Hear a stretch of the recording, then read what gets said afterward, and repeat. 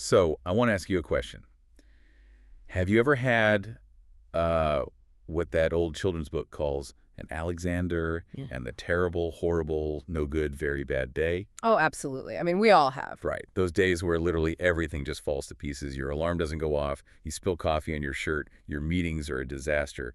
And by 5 p.m., you just want to hide under the bed. Yeah, you're just purely surviving at that point. Exactly. And the problem is, if we aren't careful, a few of those bad days can kind of string together and suddenly become a bad year.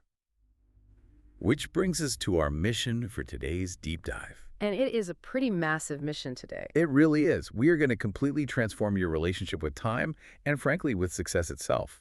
We're going through a text centered on a concept called the 12 daily practices. Right, and the core philosophy here is actually incredibly simple, but really profound. The text argues that a successful life isn't this mystical, sweeping narrative. It is literally just a string of successful days. Which makes sense, right? But the problem is, we're always waiting for this mythical tomorrow to magically fix things. We're going to build a highly actionable daily guide to stop that. We're focusing heavily on two massive pillars from the text, which are attitude and priorities. Yeah, and we'll be looking at all sorts of real-world examples to back this up, everything from legendary sports coaches to French culinary masters. But I want to start with a story that the text uses, because it is just fascinating. Let's talk about Howard Hughes. Oh, Howard Hughes is the ultimate cautionary tale here. He really is, because objectively, he had infinite resources. At 18, he inherited millions from his father's rotary drill bit invention. Which back then was an unfathomable amount of money. Right, it's basically a blank check to conquer the world. Oh. He's the nation's first billionaire. But despite all that potential, he died in 1976, utterly isolated. Malnourished, dangerously eccentric. Exactly. He lost control of his companies, his relationships, and his mind. And the text argues that the root cause of this massive collapse was simply a fatal flaw in how he managed a random Tuesday morning. Which is such a striking way to frame it, because Hughes represents the extreme end of a trap that, most of us fall into on a smaller scale. Yeah, we don't have billions of dollars, but we mismanage our days the exact same way.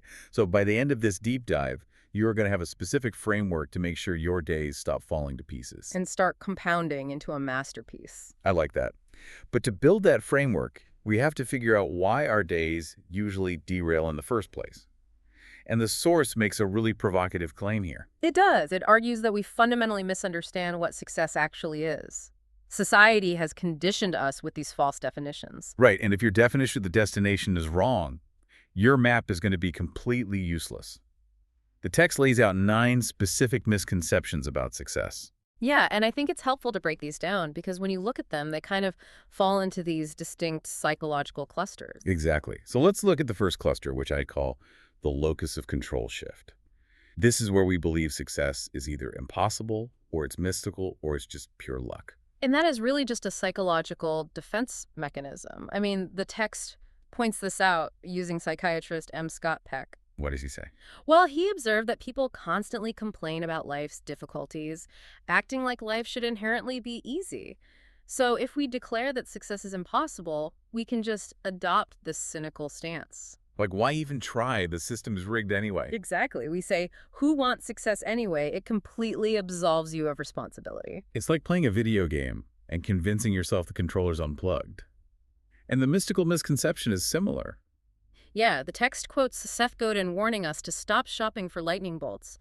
We look for these magic formulas or diet pills, hoping for an overnight sensation so we don't have to do the work. Which ties perfectly into the luck misconception. We see a Hollywood star get discovered at a coffee shop and think, well, that's the blueprint. But the source completely dismantles that. It points out that the statistical probability of getting successful strictly through luck is basically the same as winning the lottery. It's like 50 million to 1. Right. For every one person who gets a truly random lucky break, there are tens of thousands who manufactured their own luck through years of just unglamorous toil. So the text is saying you're much better off hopping to it than hoping for it. Exactly. Now, that first cluster is all about surrendering your agency. But the second cluster is almost the total opposite. The grind culture cluster. Yeah, this is where we assume success is identical to pure productivity or pure leverage or endless networking. I see this productivity trap all the time, especially with high achievers. We work blindly because we think being busy equals being successful. And the text uses a great example of a sign in a small business. It said, the 57 rules of success. Rule 1, deliver the goods. Rule 2, the other 56 don't matter. Wow, that is aggressive. It is. But the source argues that equating hard work directly with success is actually dangerously one-dimensional. Like, does taking a Sunday off make you unsuccessful? Right, or what about the people working grueling hours in dead-end jobs, ruining their health?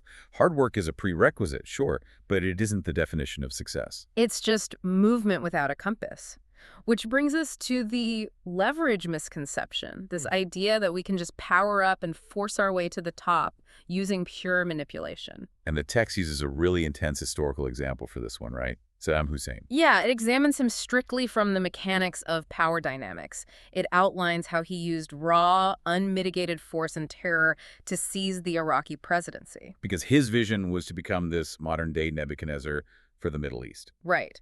But the analytical point the source makes is that leveraging pure oppression creates a totally unstable structure. Because forced compliance isn't the same as actual loyalty. Exactly. No amount of brute force can guarantee sustainable success. It inevitably collapses under its own weight. So true influence is very different from mere leverage.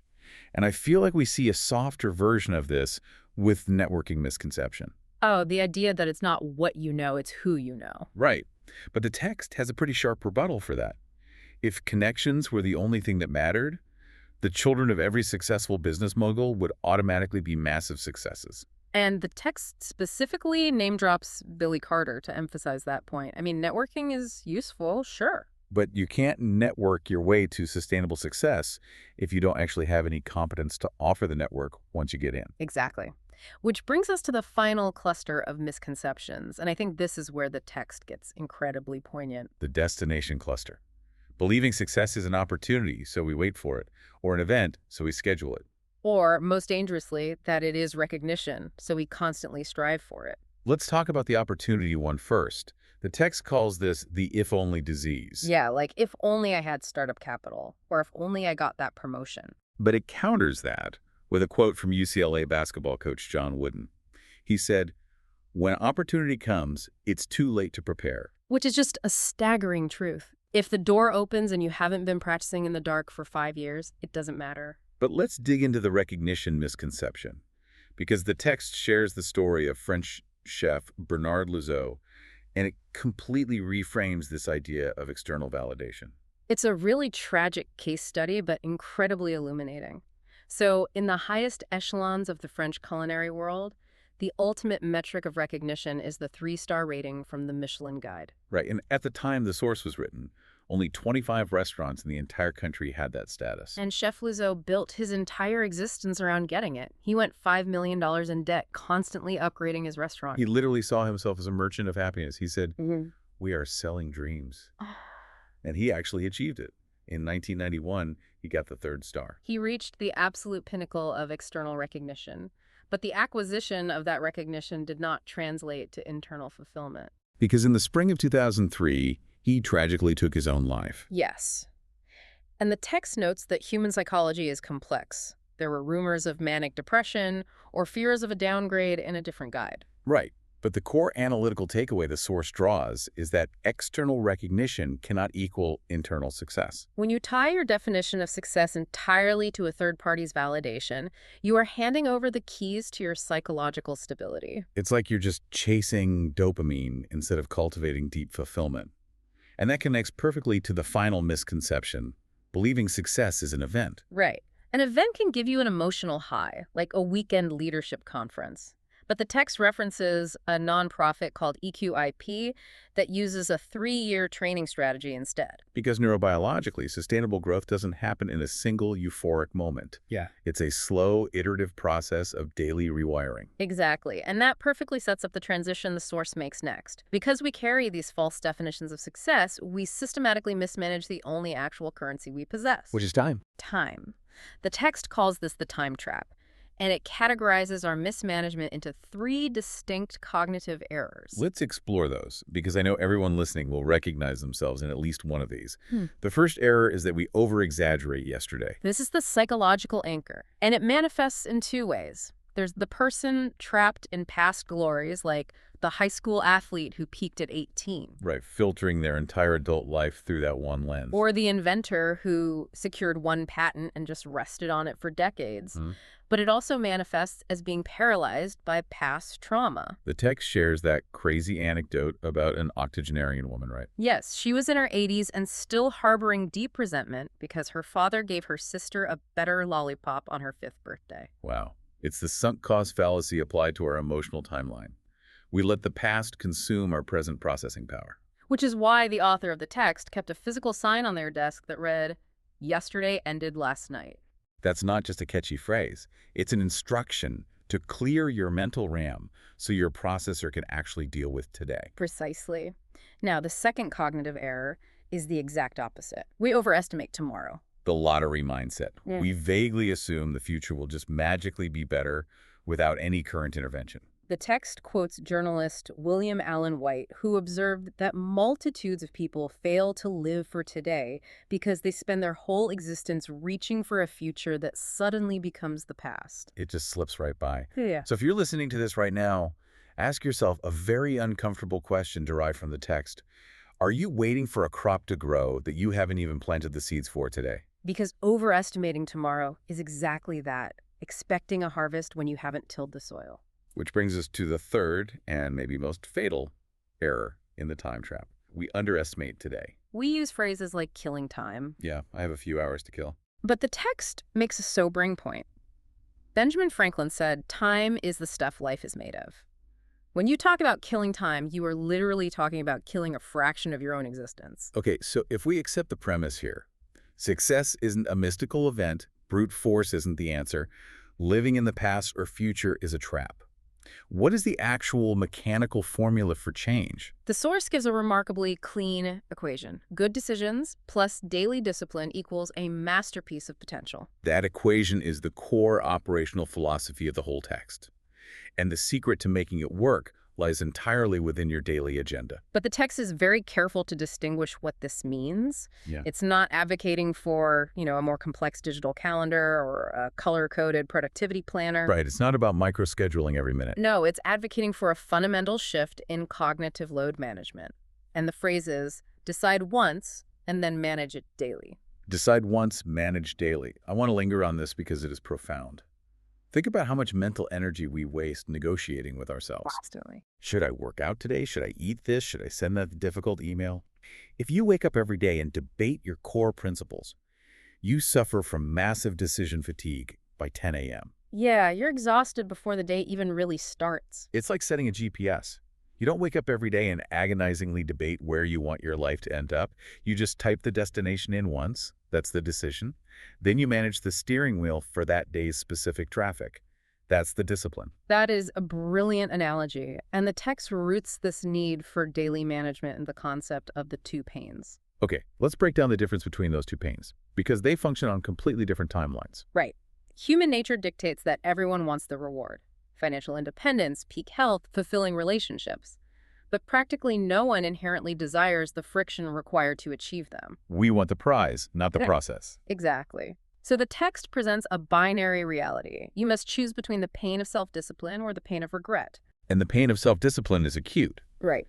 It hurts in the immediate present to wake up early or choose a salad over a burger. Or to put money in an index fund instead of buying something flashy. It is momentarily painful, but it yields a compounding, long-lasting reward. Whereas the pain of regret operates in reverse. Right. Skipping the discipline lets you bypass the momentary pain. You get the comfort of sleeping in. But it creates a compounding, devastating ache of regret later on. And the source uses a striking historical contrast to illustrate this battle. Oscar Wilde versus John Wooden. Let's look at Oscar Wilde first, because on paper, he had every advantage. Wilde was an undeniable genius. Educated at Oxford, a wealthy, successful playwright, the toast of London society. He had an intellect that could have sustained a lifetime of masterpieces. But the text notes he possessed zero daily discipline. None. He gave in to what he himself later called senseless and sensual ease. And that lack of daily management literally destroyed him. He ended up bankrupt, socially exiled, and sitting in a prison cell. And from that prison cell, he wrote this deeply haunting reflection on his ruin. Yeah, I have the exact quote right here. Wild wrote, I forgot that every little action of the common day makes or unmakes character. I ceased to be lord over myself. I allowed pleasure to dominate me. I ended in horrible disgrace. Every little action makes or unmakes character. It is a terrifying reminder of neuroplasticity. Your brain is always wiring itself. If you aren't actively wiring it for discipline, you're passively wiring it for decay. So that's the ultimate warning about the pain of regret. But then the text pivots to the blueprint of the champion, John Wooden. And this contrast is just incredible. Well, I actually want to push back a little on this part, or at least play devil's advocate, because John Wooden is arguably the greatest coach in American sports history. 10 NCAA championships in 12 years. An untouchable record. Right. But the text says his secret was that he never focused on winning championships. He told his players he never even dreamed about winning a national title. His entire methodology was rooted in the micromanagement of the present moment. Right. He urged his players to make that specific day's practice a masterpiece. He'd say, if you only give 75% today, you can't give 125% tomorrow to make up for it. Which is so true. It sounds beautiful for a sports documentary. But let's be real. If you work in modern corporate culture, try telling your board of directors you aren't looking at quarterly targets. You're just focusing on today's practice. You'd be fired by Friday. How does Wooden's philosophy actually survive in a hypermetric-driven world? It's a vital question. But that pushback actually highlights a misunderstanding of how metrics work. In business terms, you are confusing lagging indicators with leading indicators. Oh, interesting. Okay, explain that. A quarterly profit margin or an NCAA championship is a lagging indicator. It's a result of past actions. By the time you see it, the events that caused it have already happened. You cannot fundamentally manage a lagging indicator. Because it's already in the past. Exactly. Yeah. What Wooden understood and what the text advocates is the obsessive management of leading indicators. The input. Yes. The daily practice is the leading indicator. Wooden didn't ignore the championship. He just recognized that staring at the trophy doesn't make you better at shooting free throws. Wow. He removed the anxiety of the future outcome by pouring all his energy into present execution. He decided once that the goal was excellence, and then he managed the daily execution of fundamentals. I mean, down to literally teaching his players the exact proper way to put on their socks to prevent blisters. Now, that is the zenith of managing the daily discipline. Okay, that clarifies it perfectly. Focus on the inputs, let the outputs handle themselves. Exactly. So we know the formula, we need to make core decisions and manage them with discipline. But practically speaking, what exactly are these decisions? This is where the source material gets incredibly practical. It introduces what it calls the daily dozen. The text argues that there are truly only 12 critical areas you ever need to make definitive decisions about in your life. Which immediately lowers the temperature in the room. Just 12 decisions for an entire lifetime. It is profoundly liberating. The 12 areas are attitude, priorities, health, family, thinking, commitment, finances, faith, relationships, generosity, values, and growth. Right, so if we can settle those 12 issues early and build a daily system around them, we strip away so much friction. But I want to talk about how to apply these to a daily routine, especially when motivation is low. The cold state versus hot state problem. Exactly. Let's say I identify my 12 core values on a Sunday afternoon when I'm feeling super inspired. That's a cold state, rational, and calm. But how do I maintain discipline on a rainy Tuesday morning when I'm exhausted and my inbox is overflowing? I can't summon the willpower to tackle 12 massive life categories from scratch. And the text explicitly states that you shouldn't try to. The low motivation strategy relies entirely on that concept of decide once. You must settle the issue early, removing emotion from the equation entirely. The text uses a pretty stark example for this, right? It does. It uses the example of someone with a destructive gambling addiction. The strategy is to make the decision once in a cold state. I will not bet. You don't wake up every morning and have a psychological debate about whether today is a good day to hit the casino. Exactly. So when you are in a hot state, when motivation is low or temptation is high, you are not relying on willpower, which is highly depletable. You simply fall back on the management of that pre-existing decision. You take an alternate route home so you don't drive past the casino. The decision does the heavy lifting. The discipline is just staying on the track. It completely removes the empathy gap. But getting the momentum to lay that track is hard. So the text gives 3 very specific guidelines for how to actually begin. Let's go through those. The first one is foundational. Start with yourself. Right. Quoting Mahatma Gandhi, be the change you want to see. Human nature is to look outward. We want to fix our employees, our spouse, our But kids. the source insists you cannot export what you don't possess. You have to be the model, not the critic. Which leads to the second guideline, shifting from who to when. Start early. And to illustrate this, the text highlights Pat Summitt, the legendary women's basketball coach at Tennessee. She won 800 games and multiple championships. But the text points out a massive key to her success. She took her first head coaching job at age 26. It's the compound interest of habit. If you lock in these 12 decisions at 25 instead of 55, the trajectory of your life alters exponentially. Just because of the sheer volume of days you accumulate under that discipline. But obviously, that triggers anxiety for anyone listening who isn't 26. Is it too late? Which is why the third guideline is the most crucial. Start small and start now. The source quotes author Dick Biggs, who said the greatest gap in life is the one between knowing and doing. The knowing-doing gap. We use all these excuses. I'll focus on my health when the car is paid off, or when the kids leave for college, or when I lose 10 pounds. And that list of untils eventually ends with until you die. You have to force the start, even if the step is microscopic. Okay, so we know we need to decide once, manage daily, and start now. Now, while the text lists all 12 areas, it takes a massive deep dive into the first two areas to show how this functions in real time. Let's dig into area 1, which is attitude. The text posits that attitude is foundational because it dictates the raw possibilities of your day. It's the energy source. And it contrasts two wildly different mentalities here, starting with Sigmund Freud. Freud is fascinating because he was a groundbreaking genius. He basically invented modern psychotherapy, had wealth, global influence. Yet the text highlights how Freud was chronically deeply miserable. He suffered from this profound confirmation bias of negativity. He literally wrote that human bodies are doomed to decay and that human relationships are just a source of suffering. It's a suffocatingly bleak worldview. He viewed unhappiness as the baseline standard of the human condition, and because his attitude was fixed on decay, his lived experience was misery. Contrast that with what the text calls the champion mindset. The maxim is, all things being equal, attitude wins. All things not being equal, attitude sometimes still wins. And the historical examples are incredible. Take heavyweight boxing champion Joe Louis in 1939. He's defending his title against Tony Galento. Right, and in the third round, Galento lands a massive hook and actually knocks Louis down to the canvas. Louis pops right back up, goes after him, and when the round ends, his trainer is furious. He yells, "Why didn't you stay down for a 9 count to catch your breath?" And Louis looks at him and says, "What?" And give him a chance to rest. It perfectly encapsulates a champion's attitude. He couldn't even conceptualize the knockdown as a failure. He viewed it strictly through how he could exhaust his opponent. But then the source moves from boxing to a matter of life and death, detailing the story of Lance Armstrong.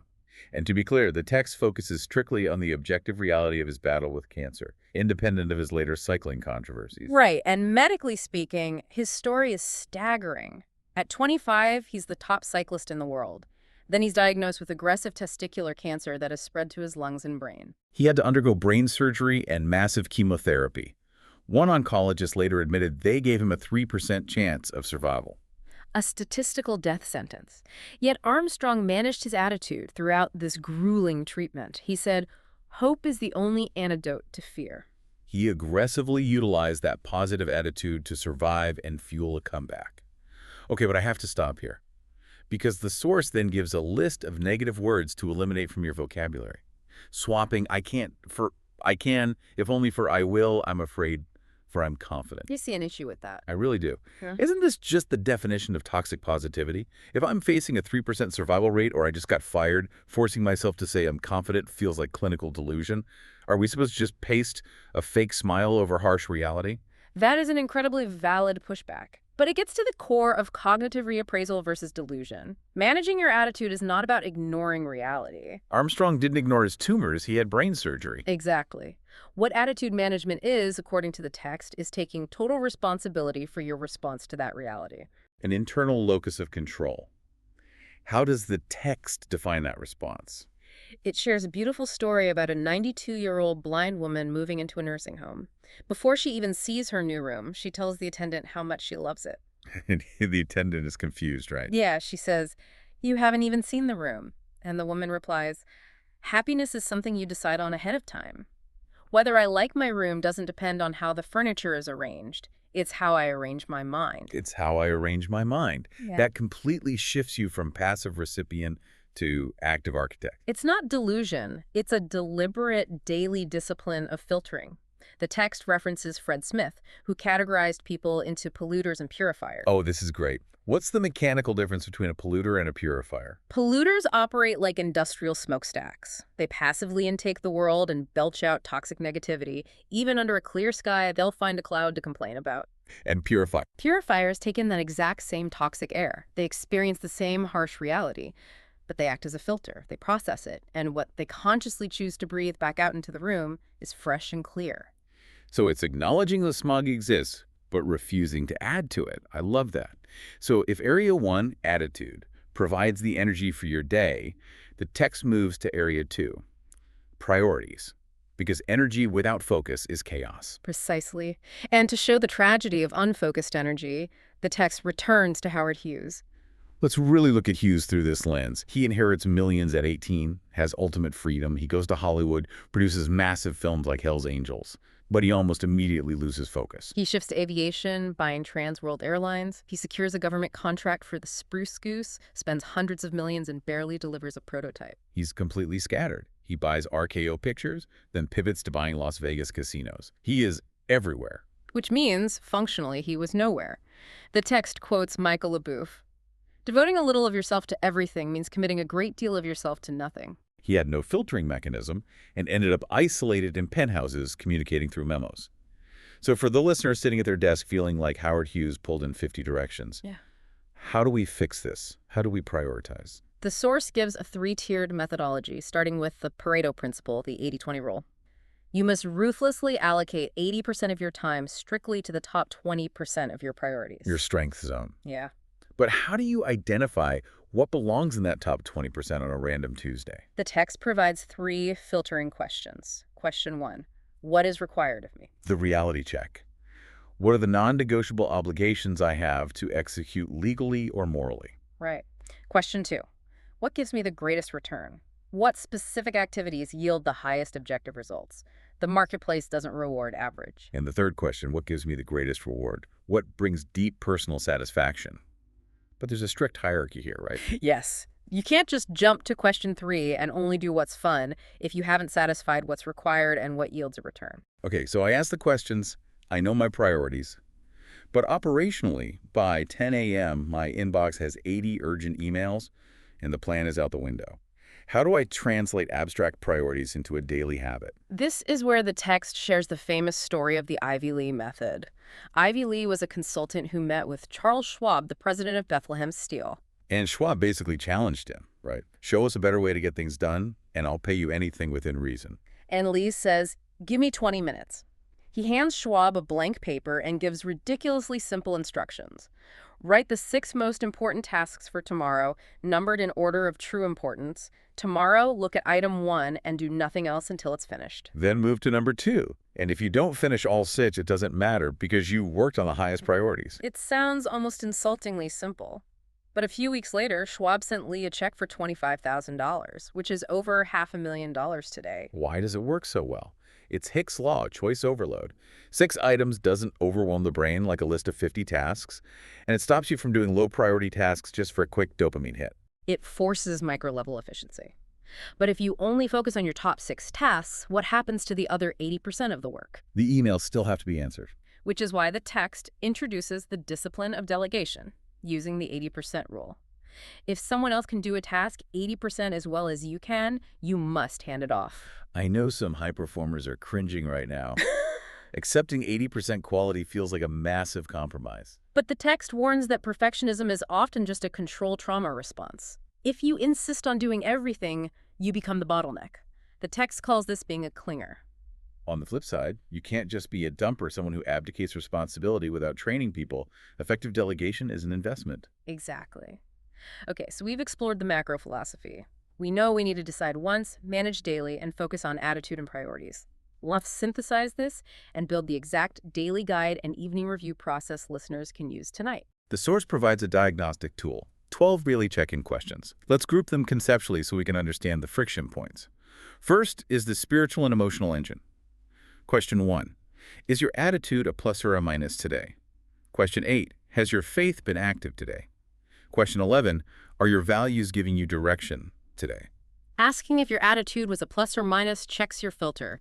Did you act as a purifier today? The second cluster is the interpersonal core. Question 4. Does your family situation provide support today? Question 10. Has your generosity added value to others today? Relationships either compound or decay. Asking if you added value forces you to look at whether you were a consumer or a contributor. Third cluster is operational execution. Question 2. Are your priorities keeping you focused today? Question 6. Have your commitments been kept today? Question 7. Have your financial decisions been solid today? This tests the Ivy Lee method. Did you stay in your top 20%? And the final cluster is personal optimization. Question 3. Is your health enabling you to succeed today? Question 5.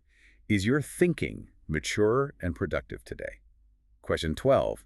Is your growth making you better today? Mature thinking means recognizing you don't have to react to every stimulus. Did you respond strategically today? It's a daily diagnostic test. If you had a terrible day, you run through these 12 questions and isolate the leak. It makes failure measurable and fixable. Exactly. But to make this actionable, we need to embed these questions into an evening routine. The author includes the Life Builder's Creed by Dale Witherington, which gives us a 4-step evening review process. Step 1. Accept the past. The creed says, yesterday is gone forever. Done, finished. I cannot relive it. You have to draw a hard psychological boundary at 8 p.m. It closes open cognitive loops. You cannot alter the event, so agonizing serves no purpose. Step 2. Evaluate today. Run through the 12 questions. The creed says, I will look back with satisfaction at that which I have accomplished. Acknowledging your successes and failures signals to your brain that the day has been processed. Step 3. Plan tomorrow. This is where you use the Ivy Lee method. Before bed, write down your top 6 tasks. You make the decisions in a cold, rational state, laying the track for tomorrow's discipline. And step 4, release worry. The creed concludes, then I shall go to sleep in peace. Because you've accepted the past, evaluated today, and planned tomorrow, there is literally nothing left to stress over. This optimizes your sleep architecture. And if you plan tomorrow tonight, you don't need to summon heroic motivation at 6 a.m. The agonizing decision phase is over. You just supply the execution. It creates a closed loop of continuous improvement. You reduce the complexity of existence to 12 decisions, constructing a masterpiece day by day. Which brings us to the end of our deep dive. But we want to leave you with one final provocative thought to mull over. We spend so much energy obsessing over the macro trajectory of our lives, hoping for a lightning bolt.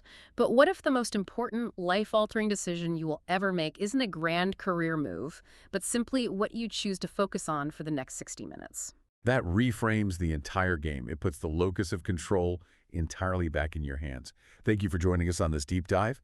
Take those 12 areas, make your decisions in the cold light of day, apply the Ivy Lee method tonight, and go turn today into a masterpiece.